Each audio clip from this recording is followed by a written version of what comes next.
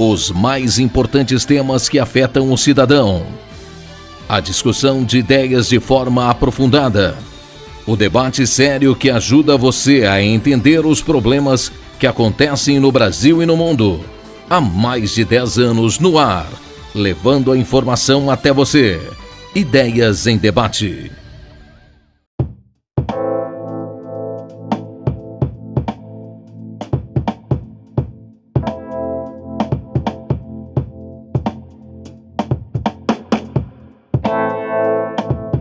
O que pode acontecer com os empregos no país com a pandemia do coronavírus?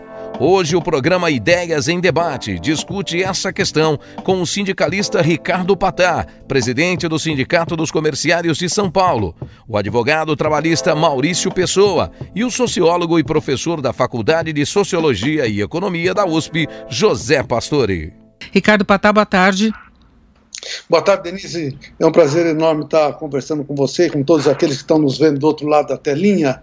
Realmente esse tema tão sensível que você aborda nos preocupa profundamente, pois na área do comércio em especial, nós temos aquelas pessoas que estão em casa, a maior parte das lojas de shoppings, lojas de ruas, todas elas fechadas, e temos também os trabalhadores em supermercados que eles estão desenvolvendo a sua atividade em prol da sociedade. Então nós temos essas duas questões e temos que fazer realmente um malabarismo, como você mesmo comentou, porque em primeiro lugar o nosso pensamento é a saúde, é a vida da pessoa. Nós somos favoráveis à restrição horizontal, as pessoas têm que ficar em casa, os carros do sindicato estão percorrendo a periferia de São Paulo, falando que o pessoal fique em casa, tentando conscientizar a importância de ficar em casa por conta da explosão de contaminação que está por vir e nós não temos capacidade para fazer frente com leitos, ventiladores e assim por diante.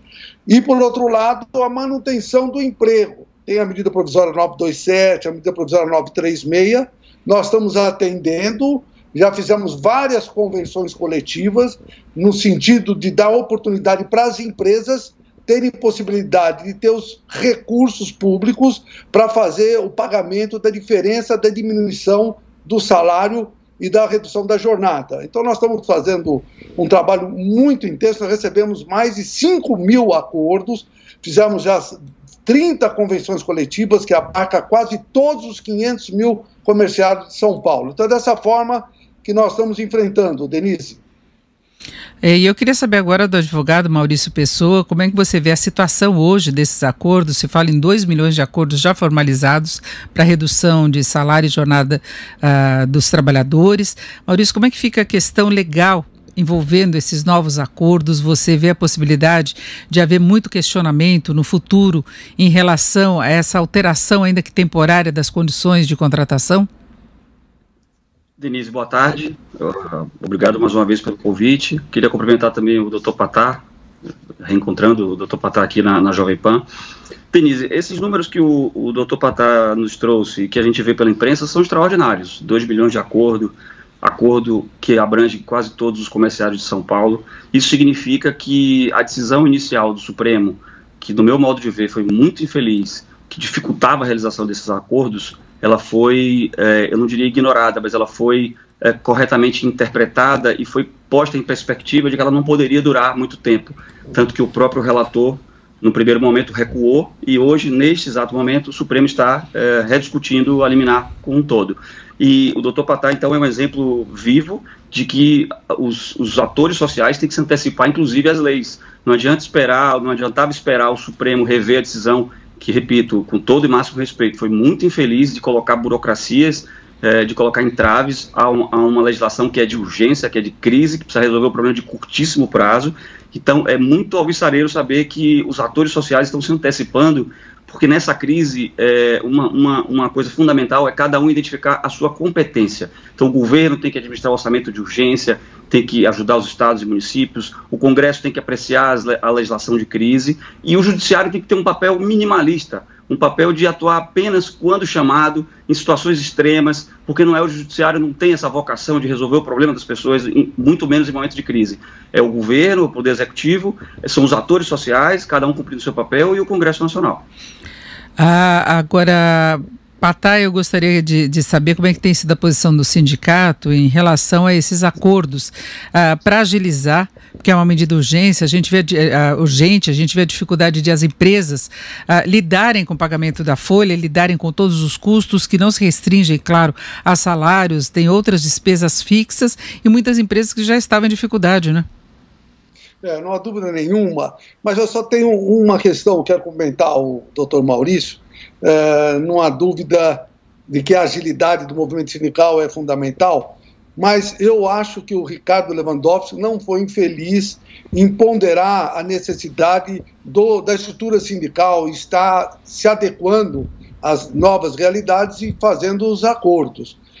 Porque é importante que saibam que, infelizmente, tem algumas empresas que vão receber recursos públicos, vão diminuir salários, vão suspender as funções e vão demitir as pessoas, e inclusive as pessoas que estão sendo, e que não poderiam, e que estão sendo beneficiadas pelo acordo. Então é muito importante o movimento sindical estar dialogando. Nessa hora nós temos que ter sensibilidade, nós temos que ter equilíbrio, não podemos criar obstáculos. Tanto é verdade que nós já fizemos várias convenções coletivas e o nosso site tem um aplicativo que recepciona todos os acordos que as empresas querem aderir. Então é muito rápido, porque as empresas necessitam, inclusive, do formalismo dessa atividade que está sendo desenvolvida para mandar para o Ministério da Economia e receber o seguro-desemprego proporcional, ou melhor, os trabalhadores vão receber o seguro-desemprego proporcional à diminuição de que está ocorrendo com o salário. Agora, Denise, é verdade, tem uma série de questões, é muito complexa a situação, porque nós estamos falando muitas vezes do salário líquido, porque tem a remuneração que envolve comissões, envolve uma série de outras questões e que não estarão sendo, nesse momento de pandemia, contemplados. Então nós estamos fazendo, e como no caso dos sindicatos comerciais de São Paulo, a média salarial não passa de R$ 1.800, nós estimamos que a perda desses acordos que estão sendo desenvolvidos é por volta de 8,5%. A meu ver, é muito pequeno diante da possibilidade de manter o emprego. Primeiro, manter a vida, como disse anteriormente. O emprego é fundamental, e em especial nesse momento que se coloca como decréscimo do nosso PIB em mais de 5%. Ou seja, o debate que você está iniciando vai colocar qual vai ser, com certeza absoluta, o trabalho do futuro. Porque depois do coronavírus, com certeza vai haver mudança radical na relação capital e trabalho. Radical. A tecnologia, que já estava vindo com toda a sua força com a 4ª revolução industrial, somada a essa situação que nós estamos vivendo, realmente a preocupação é muito grande. Infelizmente, haverá muitos desempregos. Nós percebemos agora, Denise, Maurício e todos aqueles que estão nos vendo e ouvindo, milhões de pessoas que foram buscar R$600 para poder sobreviver. A situação realmente é muito grave, Denise. O professor Zé Pastor ainda está sendo conectado. Eu queria saber antes do Maurício, como é que você vê essa situação colocada pelo Patá, Maurício, por favor. Bom, só para fazer um esclarecimento, eu não minimizei e nem afastei a importância dos sindicatos, pelo contrário. Aliás, nesse contexto de medidas rápidas, céleres, do governo abrindo o cofre, despejando dinheiro, os sindicatos são fundamentais como mais para exercer a função de fiscalização. No curtíssimo prazo não adianta criarmos entraves burocráticos, porque os empregos podem não existir na semana que vem, e esse era o meu ponto. Eu escutei de alguns empresários, e agora o que eu devo fazer se o governo edita uma medida provisória e 2 dias depois o Supremo impõe restrições? Então eu não afastei, longe de mim, muito pelo contrário, até porque a Constituição faz. Eu reconheço a importância do sindicato mais do que nunca, mas nesse primeiro momento o sindicato, ele além de negociar com agilidade quando conseguir, e nem sempre todos os sindicatos são ágeis como o sindicato pilotado pelo doutor Ricardo, mas os sindicatos têm uma função de fiscalização, de cooperação. O que eu questiono é a exigência do sindicato ou da negociação coletiva, que inclusive do ponto de vista prático é impossível de ser feita no presente momento, como condição dos acordos. Então, os acordos individuais valem, mas devem ser fiscalizados por todos, pelo Ministério Público, pela Delegacia do Trabalho e pelos sindicatos, mas eles devem produzir efeitos imediatos, porque cada emprego que seja salvo no curtíssimo prazo já será um motivo de comemoração. E eu queria até saber do Patá, como é que estão sendo esses acordos que têm a concordância dos sindicatos, como é que isso está ocorrendo na prática, qual a agilidade que se tem, se os sindicatos estão colocando alguma restrição? Olha, quando iniciou esse processo, nós fizemos até um acordo que nós não imaginávamos que fosse perdurar tanto tempo, infelizmente vai. Nós fizemos um acordo, principalmente com o sindicato dos lojistas, que estavam com as suas lojas fechadas, de que não haveria redução da jornada, não haveria diminuição do salário, e as pessoas ficariam em casa e descontariam nos bancos de horas futuros, como no Natal, ou dos feriados e assim por diante. Como perdurou, nós tivemos que fazer um outro aditamento, e aí para todos os 500 mil trabalhadores do comércio na cidade de São Paulo. Basicamente, nós estamos utilizando a própria medida provisória, né, ou 25% de diminuição, ou 50%, ou 70%, e com a redução da jornada e com a rapidez que nós estamos desenvolvendo para que os recursos humanos das empresas possam se habilitar a solicitar o seguro-desemprego complementar para os trabalhadores. Como eu disse, a média salarial é R$2.000, então não haverá muito prejuízo. Ocorre que, infelizmente, um pouco antes até de iniciarmos o processo de negociação, nós soubemos que várias empresas, e não só do comércio, mandaram muita gente embora, inclusive até por WhatsApp ou por telefone, uma situação realmente muito desconfortável. Por isso a necessidade da agilidade, e o sindicato, sem falsa modéstia, deu uma resposta muito rápida para que tivesse esse acordo. Os acordos basicamente, então, retratam a medida provisória, melhora um pouco na questão da estabilidade e também exige que, caso nas rescisões anteriores do acordo ou no meio do acordo, que todas elas fossem feitas no sindicato, para exatamente a gente verificar, no momento desse grave que estamos vivenciando, se os valores, no caso da demissão, estão sendo contemplados de forma correta. É muito simples as empresas do comércio aderirem através do site do sindicato ou dos sindicatos que elas são representadas do ponto de vista patronal, e dessa maneira simples e rápida, ela já tem condições efetivas de ter alternativas de complementação do salário das pessoas que estão diminuindo o seu salário nas proporções que eu comentei. Agora, eu queria acrescentar mais um ponto com o Ricardo Patá, que o comércio é um dos setores mais atingidos. Claro que a UGT não representa apenas o comércio, mas o comércio tem muitos pequenos estabelecimentos que têm menos fôlego financeiro. A gente vê uma reclamação geral, inclusive, de dificuldade de acesso ao crédito para se garantir capital de giro, e muitas empresas podem ficar no meio do caminho, não é, Patá? Essa, na realidade, é a nossa principal preocupação. Eu espero que não demore mais 60 dias, até quero comentar o professor Pastore, que eu tenho muito respeito por ele, porque realmente a maior parte das micro e pequenas empresas, eu tenho certeza absoluta que não vão conseguir sobreviver, e com isso o desemprego vai ampliar e muito. Já se fala que no Brasil, nesse período que nós estamos enfrentando essa situação, dos 12 milhões de desempregados, nós vamos passar aí para 18, 19 milhões, num salto muito rápido e muito brevemente. Isso é muito ruim, porque, como também foi dito, a necessidade do consumo para que a roda da economia possa começar a dar possibilidades efetivas de superação dessa crise.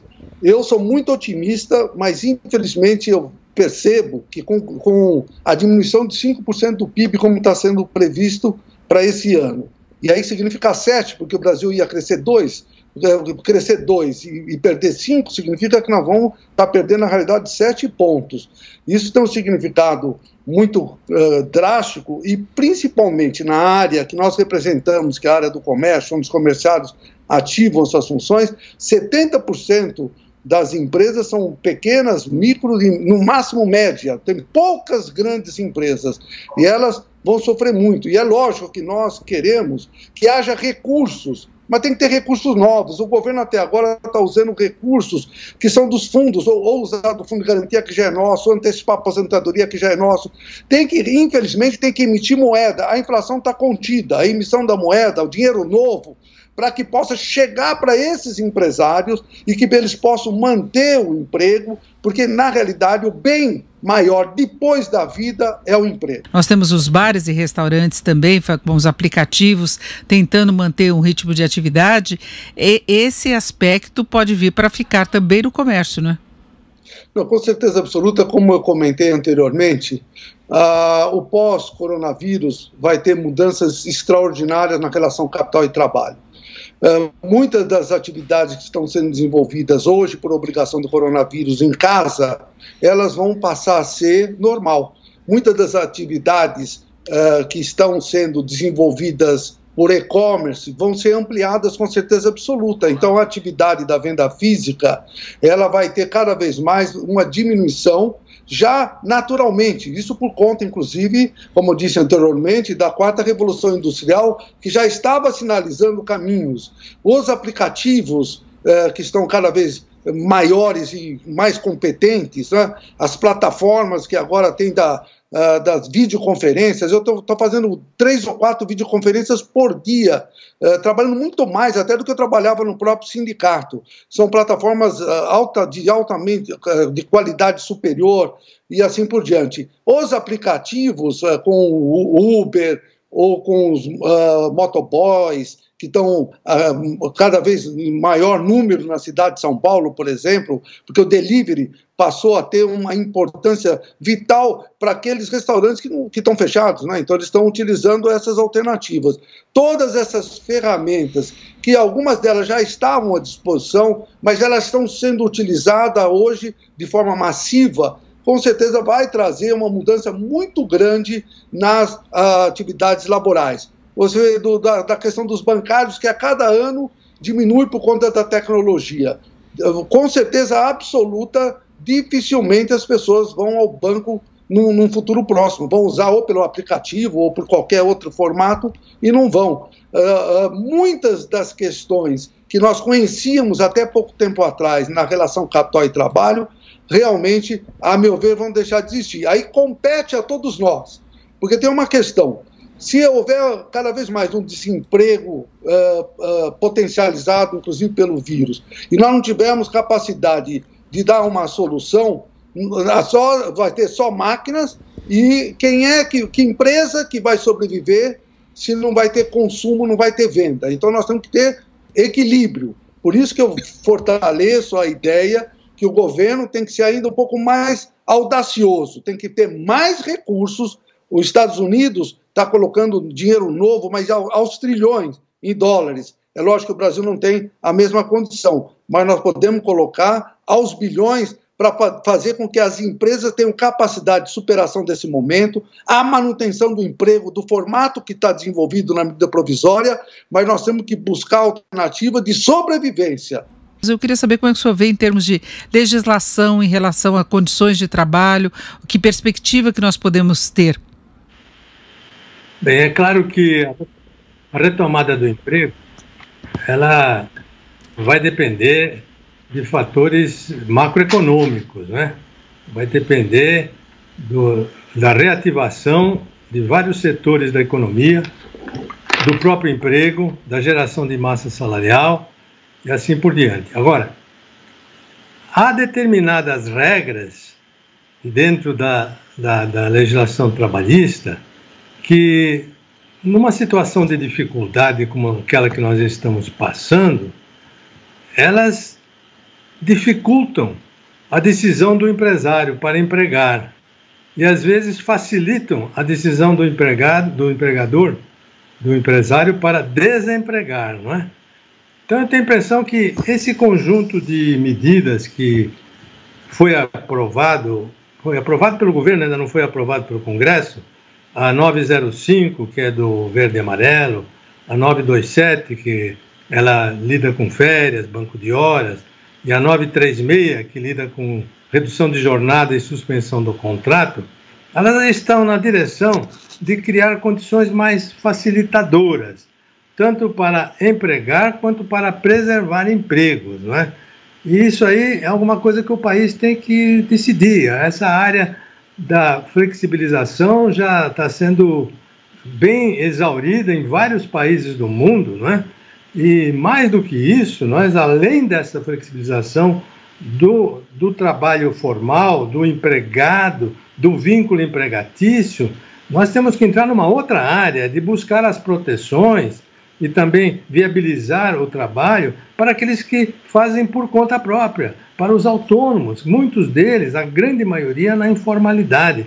Quer dizer, esta crise está ensinando o Brasil de uma vez por todas, e eu venho lutando nesse tema há muitos anos ou décadas, que é preciso criar condições mínimas para todas as pessoas terem proteções básicas, tanto no mercado formal quanto no mercado informal.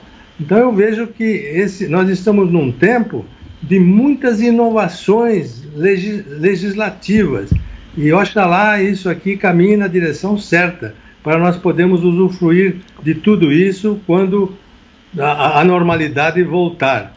Eu acho que tanto o Maurício como o Patá, eles têm enfrentado dificuldades que não são propriamente dificuldades econômicas, mas são dificuldades econômicas geradas por entraves legais, por entraves que são exageradamente protecionistas ou então deslocados da realidade. Eu acho que esse é o momento de nós atualizarmos todo esse aparato legal em torno das relações do trabalho. Maurício Pessoa. Denise, o professor Pastore praticamente adivinhou o meu pensamento. Eu queria pedir licença para recuar um pouco no tempo. Por ocasião da reforma, o que se dizia por aí é que a reforma traria a precarização, a extinção de milhares de empregos, a terceirização desenfreada. Passados mais de 2 anos, até hoje, não há nenhuma notícia de fatos desastrosos como esse. Pelo contrário, a reforma, se não contribuiu para a criação de milhões de empregos, para a recuperação de milhões de empregos, pelo menos não houve o decréscimo do emprego. Então, o que já é uma notícia maravilhosa num país de desempregados. O que eu torço é para que esse movimento de flexibilização, eu sei que essa palavra desperta paixões, mas esse movimento de flexibilização, ele se eternize, que fique como lição da crise da pandemia, essa cultura da negociação, do negociado sobre o legislado, não só com a assistência sindical, mas também no plano individual, mas com a fiscalização do sindicato. Essas são as lições que a gente pode tirar da crise. A reforma trabalhista não tirou emprego nenhum, pelo contrário, quando o país começava a se recuperar de anos de atraso e de desemprego, infelizmente foi apanhado pela pandemia. Mas eu quero crer que no futuro essa cultura da flexibilização, que não é nenhum bicho de 7 cabeças, essa cultura do diálogo, do negociado sobre o legislado se implemente de uma vez por todas. Ricardo Patá. Denise, eu respeito logicamente a opinião do Maurício, mas eu discordo, porque a reforma trabalhista de 2017, que ela veio com a intenção de gerar milhões de empregos, não gerou absolutamente nada. Naquele momento, já tem uma flexibilização muito grande. Nós temos jornadas de tudo quanto é tipo, jornada espanhola, trabalho intermitente, 12 por 36. Tem um menu que qualquer empresário pode utilizar da reforma que foi feita em 2017. O que necessita, na realidade, é que nós tínhamos que ter, agora nós estamos num outro momento, lógico, mas tinha que ter, era política, uma política industrial, tinha que ter uma reforma tributária, reforma do Estado, tinha uma série de situações que deveriam existir para preparar o Brasil para um salto importante. Agora, logicamente, nós fomos apanhados por essa situação. E como foi dito, tanto a medida provisória 927 quanto a 936, do ponto de vista conceitual, nós estamos de acordo, tanto é que estamos de acordo que nós estamos desenvolvendo todas as convenções de acordos baseados no 927 e na 936. Somente a 905, que foi falada pelo professor Pastore, que nós achamos dela totalmente impertinente. A carteira verde e amarela, na realidade, é a intenção de transformar qualquer brasileiro que tem a carteira azul numa futura carteira verde e amarela. Hoje o Senado não votou. Eu imagino que vai caducar essa 905. Eu acho que deveria ter um diálogo com os atores sociais que têm a interferência ou que poderiam ajudar a mudanças, a dialogar para construir aí sim um novo formato para que haja inclusão social. É lógico que falar em inclusão social no momento dessa pandemia realmente é impertinente. Mas, de qualquer jeito, nós temos que nos preparar, porque a pandemia vai passar, e nós temos que preparar o Brasil, que é um país muito rico, é o maior país em agronegócio, em minérios, um povo maravilhoso. Não podemos continuar sofrendo o que nós estamos até agora. Queria saber, Ricardo Patá, como é que você vê o futuro de mercado de trabalho com todas essas condições que nós temos agora, algumas novas colocadas pela pandemia, que a gente já discutia desde o começo aqui do Economia em Foco, a possibilidade de algumas alterações momentâneas agora se tornarem permanentes. Você vê uma dificuldade de nós termos números mais razoáveis em relação ao mercado de trabalho no horizonte aí de médio prazo? Olha, na área principalmente que eu atuo muito, na área de comércio e serviços, nós vamos com certeza sofrer muito ainda nos próximos 30 dias. Infelizmente, muitas empresas, por mais que tenham acesso a essas medidas provisórias, elas não vão ter condições de suportar se não houver recursos novos, que o governo injete valores para que elas possam sobreviver, e aí muitos empregos vão deixar de existir. Agora, as mudanças já ocorreram, esse home office, o e-commerce, que tem duas grandes empresas de comércio em São Paulo que 47% das suas vendas já eram com e-commerce, agora vão ser mais ainda. As redes de supermercados já estão adotando esse sistema, já tem lojas que não tem nem funcionários no Itaim, ou seja, as mudanças elas já estavam ocorrendo, e depois da situação que nós estamos vivenciando, elas vão ser, a meu ver, potencializadas. Aí cabe a nós construirmos, com certeza absoluta, com qualificação, que eu acho que é um dos valores mais importantes que até agora o governo ainda não está utilizando, mesmo antes da pandemia, é a questão da qualificação profissional, porque nós temos que preparar o trabalhador para as novas técnicas que já existem no mundo todo e que estão entrando no Brasil com muita força. Nós temos aí, no caso do campo, nós temos a mecanização que tirou milhares de pessoas do campo. Como já disse, dos bancários, que há 30 anos atrás eram mais de 1 milhão no Brasil, hoje não passam de 400 mil.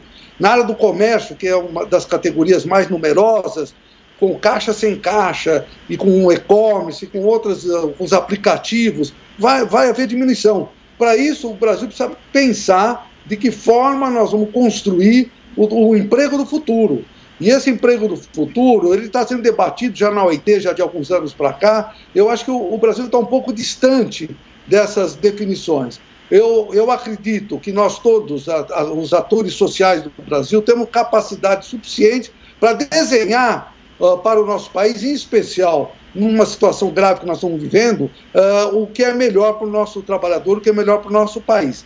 Por enquanto, o que nós estamos colocando com muita clareza para todo o trabalhador, que não é necessário, como pessoa da saúde, como os comerciários do supermercado, nós estamos exigindo do ponto de vista da conscientização. Fique em casa.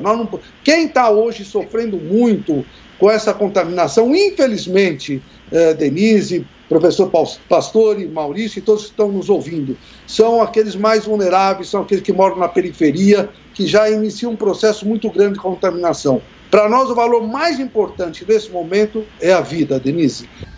Os mais importantes temas que afetam o cidadão. A discussão de ideias de forma aprofundada. O debate sério que ajuda você a entender os problemas que acontecem no Brasil e no mundo. Há mais de 10 anos no ar, levando a informação até você.